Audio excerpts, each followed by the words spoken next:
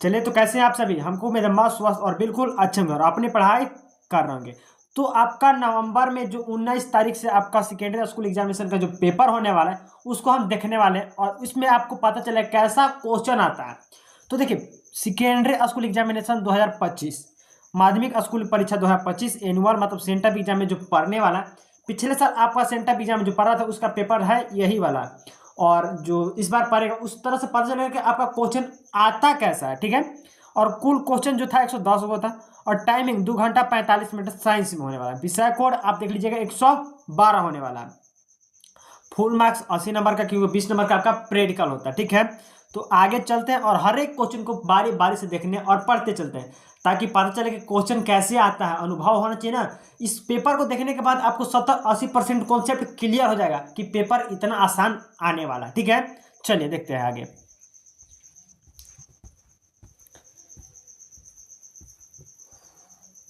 चलिए आ जाइए। तो पहला क्वेश्चन से स्टार्ट करते हैं, इसको देखते हुए चलेंगे। पहला क्वेश्चन कर रहा है, किस ही प्रकाश स्रोत के सामने एक रुकावट रख देने पर क्या बनता है। अगर किसी प्रकाश के सामने रख दे, लाइट अगर मान लीजिए जल रहा है, उसके सामने कुछ रख दें तो उसके बाद क्या बनेगा? छाया बनेगा, उपछाया बनेगा, ए और बी दोनों बनेगा, इनमें से कोई नहीं बनेगा। अगर हम किसी लाइट के सामने कुछ रख दें तो उसमें जाहिर सी बात है क्या बनेगा? छाया बनेगा। क्या बनेगा? छाया बनेगा। तो ऑप्शन नंबर ए बिल्कुल राइट होगा। ओके, आगे चलते हैं। दूसरा नंबर क्वेश्चन कर रहा है कि समतल दर्पण की फोकस दूरी होती है। समतल दर्पण की फोकस दूरी होती है, शून्य होता है, 50 सेंटीमीटर, 100 सेंटीमीटर, अनंत है। तो समतल दर्पण की फोकस दूरी क्या होता है? अनंत होता है। ऑप्शन नंबर डी बिल्कुल राइट होगा। कोई दिक्कत नहीं। आगे बढ़ते हैं। तीसरा नंबर क्वेश्चन कर रहा है कि 1 मीटर फोकस दूरी वाले उत्तल लेंस की क्षमता होती है। तो 1 मीटर फोकस दूरी वाले के लिए लेंस कौन सा उत्तल और क्षमता कैसा होना चाहिए? -1 डायोप्टर, 1.5 डायोप्टर, 1 डायोप्टर, 2 डायोप्टर। तो देखिए 1 मीटर अगर उत्तल लेंस का होता है तो माइनस में होता है, लेकिन यहाँ क्या आएगा? प्लस में। 1 डायोप्टर, 1 डायोप्टर कुछ में प्लस में। तो ऑप्शन नंबर कौन सा? सी नंबर बिल्कुल राइट होगा तीसरा का। चौथा नंबर आ जाइए। निम्नलिखित में से किस लेंस को अपसारी लेंस कहते हैं? मतलब निम्नलिखित में किस लेंस को अपसारी कहते हैं? उत्तल लेंस, अवतल लेंस, बाइफोकस लेंस, इनमें से कोई नहीं। तो देखिए, अवतल लेंस को अपसारी लेंस कहते हैं, अवतल लेंस को अपसारी लेंस भी कहते हैं। मतलब ऑप्शन नंबर जो है बी बिल्कुल राइट होगा, ठीक है। बी नंबर क्या है? बिल्कुल राइट होगा। आगे चलते हैं। पांचवा नंबर प्रकाश की चाल भिन्न भिन्न माध्यमों में होता है। तो प्रकाश की जो चाल होता है भिन्न भिन्न माध्यमों में क्या होता है? तो प्रकाश की चाल भिन्न भिन्न माध्यमों में भिन्न भिन्न होता है। ऑप्शन नंबर ए बिल्कुल राइट होगा, भिन्न भिन्न होता है। कांच में अलग चलेगा, पानी में अलग चलेगा, निर्वात में अलग चाल से चलता हुआ, ठीक है। छठा नंबर आ जाइए। किसी लेंस द्वारा उत्पन्न आवर्धन का एसआई मात्रक क्या होता है? तो आवर्धन का जो एसआई मात्रक होता है मिलीमीटर, सेंटीमीटर, मीटर, मात्रक विहीन होता है। क्या होता है? मात्रक विहीन होता है। मतलब आवर्धन का कोई एसआई मात्रक नहीं होता। तो ऑप्शन नंबर डी बिल्कुल राइट होगा छठा का। ओके, आगे चलते। 7 नंबर क्वेश्चन कर रहा है कि निम्नलिखित में से किसका अपवर्तनांक सबसे अधिक होता है? वैसा कौन सा है जिसका अपवर्तनांक अधिक होता है? तो कैसा कौन सा होगा? कांच, हीरा, बर्फ, वायु। तो हीरा का जो अपवर्तनांक होता है ना सबसे अधिक होता है। ऑप्शन नंबर बी बिल्कुल राइट होगा, ठीक है। 7वां का बी नंबर। 8वां नंबर, एक अपसारी लेंस बनाता है। तो जो अपसारी लेंस होता है कैसा बनाता है? सदैव वास्तविक प्रतिबिंब, सदैव आभासी प्रतिबिंब, कभी आभासी तो कभी वास्तविक। अभिसारी पर है ना, अभिसारी मतलब उत्तल दर्पण। उत्तल दर्पण में क्या होता है कि कभी आभासी बनाता है तो कभी वास्तविक बनाता है। कभी आभासी मतलब सीधा, वास्तविक मतलब उल्टा होता है। तो ये दोनों बनाता है। तो ऑप्शन नंबर जो सी है ना बिल्कुल राइट होगा। अवतल दर्पण को ही अभिसारी बोलते हैं, ठीक है। तो ऑप्शन लेंस है ना उत्तल को, बिल्कुल सॉरी उत्तल को। तो ऑप्शन नंबर सी बिल्कुल राइट होगा। 9 नंबर आ जाइए। आकाश का नीला रंग होना किस परिघटना का परिमाण है?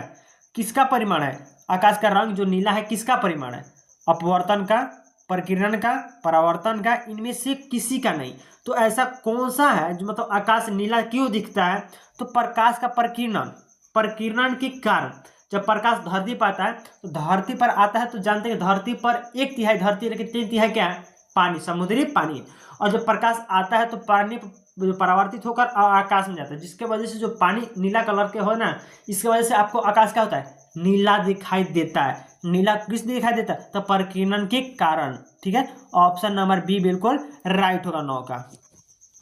आगे 10 नंबर आ जाइए, प्रकाश की प्राथमिक वर्ण है, तो प्रकाश की जो प्राथमिक वर्ण है क्या है, लाल, नीला, हरा, इनमें से सभी। तो प्राथमिक वर्ण इनमें से सभी, लाल, पीला, नीला, हरा जो होता है, इंद्रधनुष में कितना रंग होता है, 7 गो। सबसे ऊपर लाल, सबसे नीचा बैगनी होता है ना, हप्पी, जाला, नीला से इसको याद कर लेते हैं। तो इसमें जो होता है प्राथमिक होगा, सभी होगा। और अभी तक चैनल को सब्सक्राइब नहीं किए तो चैनल को सब्सक्राइब करिए, लाइक करिए, कमेंट करिए, शेयर जरूर करिए अपने दोस्तों के पास, क्योंकि 19 तारीख से ही एग्जाम है नवंबर में, ज़्यादा टाइम नहीं बचा हुआ। ठीक है, पढ़िए रटारट। आगे चलते 11 नंबर। 11 नंबर कह रहा है कि बृहद संख्या में प्रकाश सुग्राही कोशिकाएं कहाँ होती है, कॉर्निया में, पुतली में, रेटिना में, इनमें से कोई में नहीं होता है। तो कहाँ होता है, रेटिना में होता है। कहाँ होता है, रेटिना में होता है। ऑप्शन नंबर सी 11 का बिल्कुल राइट होगा। 12 नंबर आ जाइए, दूरदृष्टि दोष के उपचार के लिए किस लेंस का प्रयोग होता है। तो दूरदृष्टि में उत्तल लेंस का प्रयोग होता है। किसका होता है, उत्तल लेंस का प्रयोग होता है। ऑप्शन नंबर ए बिल्कुल राइट। दूरदृष्टि कहेगा तो उत्तल, और निकट दृष्टि दोष कहेगा तो अवतल होता है। ठीक है, ऑप्शन नंबर ए 12 का। 13 नंबर आ जाइए, मानव नेत्र के लिए दृष्टि का अस्तित्व होता है, अस्थायित्व होता है। तो मानव नेत्र के लिए दृष्टि का अस्तित्व कितना होता है, 1/6 second, 1/10 second, 1/16 second, none of this, मतलब इनमें से कोई नहीं। तो क्या होगा, 1/16 सेकेंड, 1/16 सेकेंड, मतलब ऑप्शन जो है बिल्कुल सी राइट होगा 13 का। 14 नंबर आ जाइए, निम्नलिखित में से कौन सा मात्रक वाट के बराबर होता है। वैसा कौन सा है जिसका वाट के मात्रा क्या होता है, बराबर होता है, जूल प्रति सेकेंड स्क्वायर या जूल प्रति सेकेंड। तो बिल्कुल जूल प्रति सेकेंड ही होता है। ऑप्शन नंबर बी बिल्कुल राइट होगा 14 का। 15 नंबर आ जाइए, 1 किलोवाट घंटा बराबर होता है 100 यूनिट, 10 यूनिट, 1 यूनिट, इनमें से कोई नहीं। तो कितने यूनिट के बराबर होता है, तो 1 यूनिट के बराबर होता है। ऑप्शन नंबर सी बिल्कुल राइट होगा 15 का। 1 घंटा बराबर 1 यूनिट के बराबर होता है, ध्यान रखिएगा। विद्युत शक्ति का SI मात्रक, शक्ति का SI मात्रक क्या होता है भाई, आंख मूंद के मारेगा वाट, आंख मूंद के क्या मार रहा है, वाट। ऑप्शन नंबर बी बिल्कुल राइट 16 का। 17 नंबर आ जाइए, कह रहे 1 किलोवाट घंटा बराबर होता है। तो 1 किलोवाट घंटा बराबर किसके बराबर होता है, 36 जूल, 36 गुना 10 के पावर 6 जूल, 3.6 गुना 10 के पावर 6 जूल। ऑप्शन जो है बिल्कुल सी राइट होगा, सी नंबर बिल्कुल राइट होगा 17 का। आगे 18 नंबर आगे कर रहा है कि दाएं हाथ के अंगूठे के नियम को किसने प्रतिपादित किया था। बहुत मस्त क्वेश्चन है कि दाएं हाथ के अंगूठे का नियम जो है किसने प्रतिपादित किया था। किसने, मैक्सवेल ने, आइंस्टीन ने, फ्लेमिंग ने, ऑर्स्टेड ने। किसने प्रभावित किया था भाई, तो मैक्सवेल थे। जो दाएं हाथ का अंगूठे का नियम दिए थे वो किसने दिए थे, मैक्सवेल दिए थे। और त्रियक नियम फ्लेमिंग दिए, ध्यान रखना, मैक्सवेल अंगूठा का नियम और त्रियक नियम फ्लेमिंग। तो ऑप्शन यहाँ का रहा दाएं हाथ का, तो ऑप्शन ए बिल्कुल राइट होगा 18 का।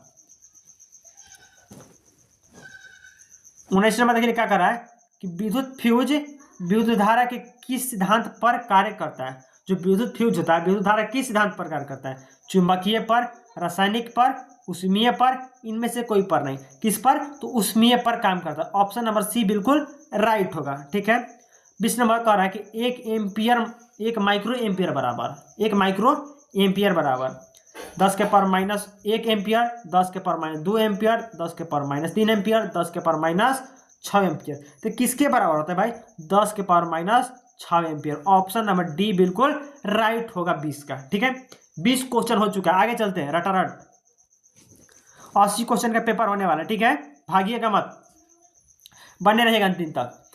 21 में कह रहा है कि प्रतिरोध का मान बढ़ाने के लिए प्रतिरोधों को जोड़ना चाहिए। अब प्रतिरोध का मान जो बढ़ाना है ना, तो प्रतिरोध को अगर एक लंबा सीढ़ी लगाना है तो सीढ़ी को क्या करते हैं, जोड़ देते हैं। तो सीढ़ी जैसे जोड़ते हैं उसको श्रेणी क्रम में क्या करेंगे, जोड़ देंगे श्रेणी क्रम में। तो ऑप्शन नंबर ए बिल्कुल राइट होगा। 22 नंबर इलेक्ट्रिक हीटर की कुंडली में बनाने के लिए पदार्थ का प्रयोग किया जाता है। तो इलेक्ट्रिक जो हीटर होता है उसमें जो कॉइल बनता है किसका बना होता है, कुंडली होता है किसका बना होता है, लोहा का, चांदी का, नाइक्रोम का, तांबा का।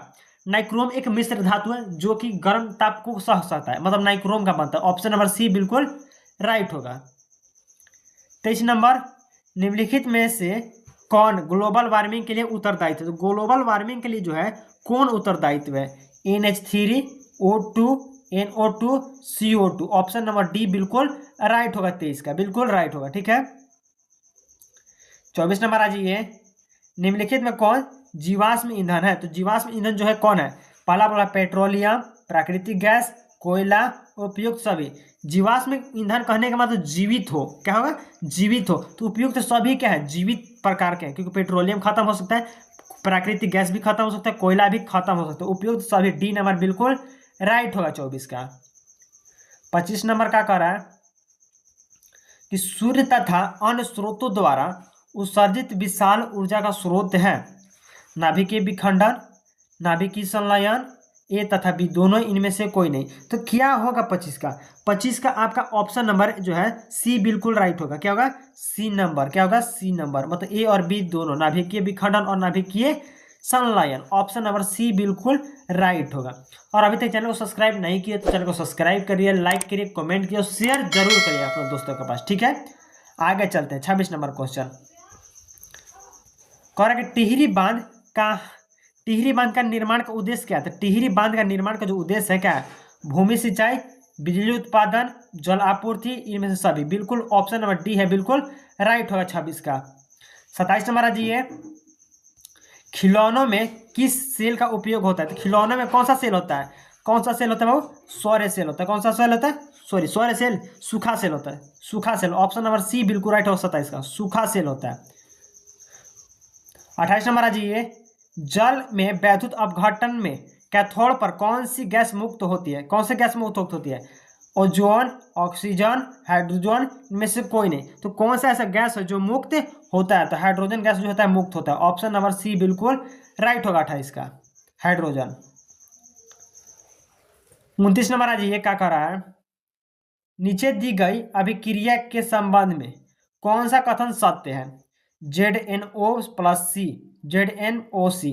ऑक्सीजन का क्या हो रहा है? उपचयन के अपचयन, और तो ऑक्सीजन का क्या हो रहा है? उपचयन हो रहा है। क्या हो रहा है? कार्बन का उपचयन हो रहा है। कार्बन देखिए यहाँ था और कार्बन ऑक्सीजन के साथ जुड़े, तो अब उपचयन हो रहा है। ऑप्शन नंबर सी बिल्कुल राइट होगा। 30 नंबर, जस्ता तथा हाइड्रोक्लोरिक अम्ल की अभिक्रिया के फलस्वरूप निम्न में कौन कौन सा गैस बनता है? NO2, H2O, SO2, CO2। कौन सा गैस बनता है बाबू? कह रहा है कि जस्ता और हाइड्रोजन अम्ल से कौन सा गैस बनता है? तो CO2 गैस बनता है। कौन सा बनता है? CO2। ऑप्शन नंबर डी बिल्कुल राइट होगा, CO2 बनता है। 31 नंबर आ जाइए, निम्नलिखित में से कौन गैस चूना जल को दूधिया कर देता है? निम्नलिखित में कौन गैस चूना जल को दूधिया कर देता है? CO, CO2, O2, Cl2। कौन करता है? तो CO2 करता है क्या? दूधिया कर देता है। क्या करता है? दूधिया करता है, Cl2। ऑप्शन नंबर बिल्कुल बी राइट होगा। ठीक है, 31 का बी नंबर। आगे चलते हैं। 32 नंबर, निम्नलिखित में से कौन बुझा हुआ चूना है? तो बुझा हुआ चूना का CaOH का whole twice. Option number C बिल्कुल राइट होगा 32 का। ठीक है, 33 नंबर, दंतमंजन प्रायः होता है। तो दंतमंजन कैसा होता है? क्षारीय होता है। दंतमंजन कैसा होता है? क्षारीय। जो आप जो कोलगेट पेस्ट यूज करते हैं आपने ब्रश करने के लिए, वो कैसा होता है? क्षारीय होता है। ऑप्शन नंबर सी बिल्कुल राइट होगा। 34 नंबर आ जाइए, नींबू में कौन सा अम्ल होता है? तो नींबू में कौन सा अम्ल होता है? जो नींबू का रस सिट्रिक अम्ल, लैक्टिक अम्ल और एस्टिक अम्ल और फॉर्मिक अम्ल। कौन सा अम्ल होता है? तो एस्टिक अम्ल होता है। कौन सा अम्ल होता है? एस्टिक अम्ल होता है। नींबू में एस्टिक अम्ल होता है। 35 नंबर आ जाइए, कह रहा है कि मिल्क ऑफ मैग्नीशियम का पीएच मान होता है। तो मिल्क ऑफ मैग्नीशियम का पीएच मान 4, 5, 8, 10.5। तो मिल्क ऑफ मैग्नीशियम का पीएच मान होता है 10.5 होता है। ऑप्शन नंबर डी बिल्कुल राइट होगा। ठीक है, 36 नंबर आ जाइए, जस्ता का अयस्क है, तो जस्ता का जो अयस्क है कैसा अयस्क होगा, बॉक्साइड का, सोडियम क्लोराइड का, सिनेबार का, जिंक ब्लेड का, किसका होगा, तो भाई जस्ता जो है, जस्ता किसका है, जिंक ब्लेड का अयस्क है, किसका है, जिंक ब्लेड का है। 36 का डी नंबर, ठीक है, 36 का डी नंबर। 37 नंबर आ जाइए, धातु जो सिर्फ आम्ल राज्य में घुलता है उसको क्या है, वैसे धातु कौन सा धातु है जो आम्ल राज्य में घुलता है, तो एयू बोले तो सोना जो है सिर्फ आम्ल राज्य से ही घुलता है। ऑप्शन नंबर सी बिल्कुल राइट होगा। चलिए तो 38 नंबर देखिए, कह रहा है निम्नलिखित में कौन आयनिक यौगिक नहीं है, वैसा कौन सा यौगिक है जो आयनिक नहीं है, तो CaCl2 प्लस माइनस होता है, CO2 जो है आयनिक नहीं है, लेकिन KCl भी आयनिक होता है, जो K है पोटेशियम जो प्लस में होता है, KCl जो माइनस में होता है, तो ऑप्शन जो है बी बिल्कुल राइट होगा 38 का, ठीक है। आगे नंबर 39 नंबर क्या कह रहा है कि हीलियम गैस है, हीलियम कैसा गैस है, सक्रिय गैस है, अक्रिय गैस है, उदासीन है, इनमें से कोई नहीं है, तो हीलियम गैस है भाई अक्रिय गैस, जो कि 18 के तत्व में, 18 वर्ग जो वर्ग 18 के तत्व में रहता है, इसके निष्क्रिय गैस के नाम से भी जानते हैं, ठीक है। ऑप्शन नंबर बी बिल्कुल राइट होगा 39 का। 40 नंबर आ जाइए, सबसे कठोर प्राकृतिक पदार्थ है लोहा, सोना, चांदी, हीरा, तो प्राकृतिक में जो है हीरा सबसे कठोर पदार्थ होता है, ठीक है। ऑप्शन नंबर डी बिल्कुल रखिए, 40 का डी नंबर। 41 नंबर का रहा है कि बेंजीन का अणु सूत्र होता है, तो बेंजीन का जो अणु सूत्र है क्या होता है, C6H6 होता है, और जिसका इसका डायग्राम कुछ इस प्रकार से होता है, ठीक है, इस प्रकार 6 भुजा होता है बीच में वो होता है, बाकी सब बेंजीन का ही सूत्र है। ऑप्शन जो है डी बिल्कुल राइट होगा। 42 नंबर आ जाइए, हाइड्रोजन के दो परमाणुओं के बीच कौन सा आबंध बनते हैं, तो हाइड्रोजन के दो परमाणुओं के बीच कौन सा आबंध होता है, एक का आबंध होता है, कौन सा आबंध होता है, एक का आबंध होता है। ऑप्शन नंबर सी बिल्कुल राइट होगा 42 का। 43 नंबर कह रहा है कि चूना जल का रासायनिक नाम है, चूना जल का रासायनिक नाम क्या है, calcium hydra oxide, calcium hydra oxide. Option number जो है बी बिल्कुल राइट होगा 43 का।